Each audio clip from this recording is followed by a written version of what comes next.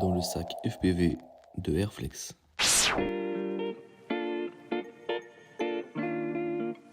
Salut, moi c'est Félix ou Airflex, j'ai 25 ans et je suis télépilote de drone et vidéaste. Ce que je préfère faire, c'est de la belle image, vraiment, c'est avec ma Blackmagic voler, un peu ce que j'ai fait aux îles Féroé, j'ai trouvé ça incroyable. Mais aussi, de l'autre côté, j'aime bien faire du freestyle, juste m'amuser, faire des figures, m'éclater avec de la bonne musique dans les oreilles. Franchement, c'est quand même le pur kiff. J'ai dû faire mon premier vol en fin 2015, donc ça doit faire à peu près 7 ans. Ce sac là, franchement, je le trouve vraiment cool. C'est un F-Stop Tilopa V3. Ça fait 3 ans que je l'ai, il me semble. Il a quasiment pas bougé. Enfin, franchement, je le trouve très bien. C'est un sac photo à la base. Et du coup, pour le drone, ça marche vraiment très bien. Pour ce qui est du contenu du sac, j'ai une petite poche là pour mettre quelques outils. Je mets ici mes lipos. Je mets tout ce qui est filtre, GoPro, disque dur un peu au milieu. Après, je mets ma radio soit ici, soit en haut. Et là, je mets généralement mon boîtier, parce que quand je vais voler, je vous filme un peu tout ça. Donc je prends mon boîtier qui est juste là. Après, je mets ici sur les côtés mes props. Et à l'extérieur, je peux mettre v'là les quads. Comme tu peux le voir, il y a aussi un petit filet au-dessus. Ça me permet de vraiment mettre tous les gros outils, vraiment tout ce qui me permet un peu de réparer les quads. Et au-dessus, j'ai de la frame, j'ai... Voilà, en fait, un peu tout l'essentiel pour pouvoir voler. Avec ce sac, je peux transporter, je sais pas, une dizaine de quads, il n'y a vraiment pas de limite parce qu'il y a des attaches vraiment de partout à l'extérieur. Et à l'intérieur, comme tu l'as vu, je peux mettre aussi des quads, que ce soit ciné-hoop ou 5 pouces sans les hélices.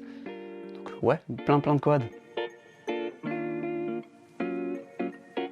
Ce que je prends comme outil indispensable, c'est bien évidemment de quoi serrer les hélices, les écrous, serrer toutes les vis de la frame avec du coup des tailles de tête différentes. Et de quoi souder. S'il y a un petit câble qui se barre, j'ai un petit fer à souder T100, il me semble qu'il s'appelle comme ça, ou T100, avec un petit câble que je peux brancher à une lipo, et voilà, je peux totalement monter et démonter un quad. Pour ce qui est des batteries, j'utilise soit des Evonik, soit des Tattu Airline. C'est à chaque fois des 1550 mAh. Les deux fonctionnent très bien, les Evonik sont carrément moins chers que les Tattu, donc niveau rapport qualité-prix, c'est vrai que les Evonik sont meilleurs, mais niveau performance, c'est vrai que les Airlines sont, je pense, un peu meilleurs. Pour ranger son sac, j'ai pas vraiment de tips, mais à chaque fois, avec le temps, tu ranges ton sac de la même manière, donc du coup, ça te permet visuellement de savoir si tu as rien oublié, si tu as vraiment tout, parce que tu as toujours la radio au même endroit, les lipos au même endroit, le masque au même endroit, les outils au même endroit, donc si tu oublies quelque chose, tu vas rapidement le voir. Pour prendre l'avion avec ce sac, ça pose vraiment pas de problème, c'est comme si je prenais le train, enfin vraiment il n'y a pas de souci, ça passe en bagage cabine. Le seul souci où je peux avoir un problème, c'est au niveau des outils, si tu prends un couteau avec toi ou des gros ciseaux, effectivement ça va passer, il va pas falloir les prendre. Mais aussi il y a les lipos. Les lipos tu peux les prendre, mais on va t'embêter. Enfin ça dépend où on peut vraiment t'embêter. À Marseille, t'inquiète, t'as pas de problème, mais à d'autres endroits en Allemagne et tout, ils sont vraiment relous. Donc du coup, ou en Espagne aussi, il faut vraiment mettre du scotch sur la prise d'équilibrage, scotcher sur ta lipo, et pareil ici, tu scotches, et tu fais un petit tour autour de ta lipo, et sur toutes tes lipos. Et voilà, après, je pense que tu peux passer avec 20 lipos, mais au-delà, ça peut être limite. Enfin, en vrai, ça dépend vraiment des aéroports. C'est hyper variable. Pour ce qui est des drones, je peux utiliser des ciné-hoop comme celui-ci, ou mes Flex One 5 pouces qui sont trop bien pour le freestyle, les cinématiques avec GoPro, ou sinon pour la belle image avec ma Blackmagic 4K ou même 6K, je peux utiliser ce 9 pouces Flexin, nouvelle frame, enfin trop content.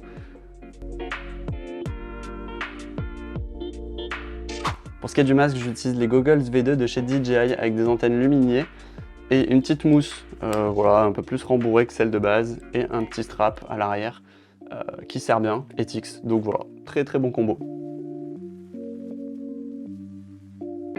En radiocommande, j'utilise la Tango 2 parce qu'elle est vraiment toute petite, hyper pratique et super efficace. Jamais eu de fail-safe, enfin, franchement, hyper fiable, j'en suis super content. Il y a beaucoup de très bons pilotes FPV dans le monde.